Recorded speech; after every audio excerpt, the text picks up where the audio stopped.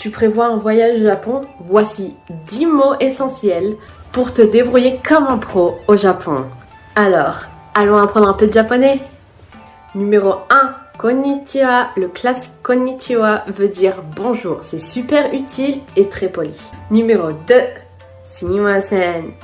Sumimasen veut dire excuse-moi ou pardon, mais il peut aussi s'utiliser pour attirer l'attention des gens comme s'il vous plaît.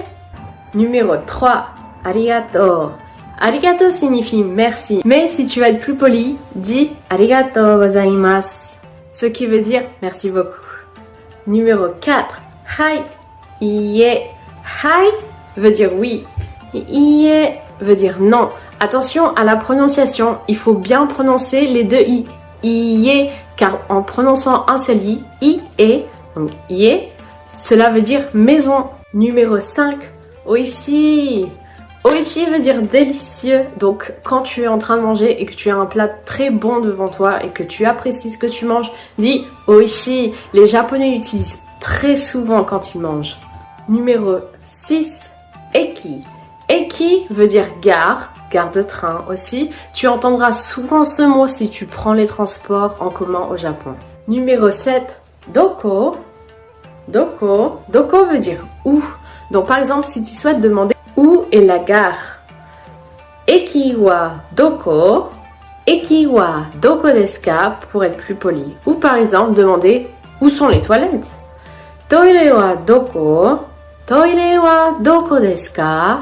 Numéro 8, ikura. Pour demander le prix de quelque chose, dis ikura, ikura desu ka. Combien est-ce que ça coûte? Numéro 9, sayonara.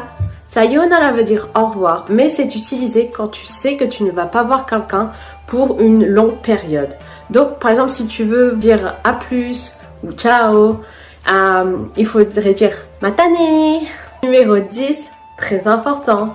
Quand tu vas dans les bars au Japon ou quand tu bois avec tes amis, on dit kanpai. Donc, pour trinquer, donc santé, il faut dire kanpai. Connaissais-tu ces mots? Pratique-les et utilise-les lors de ton prochain séjour au Japon.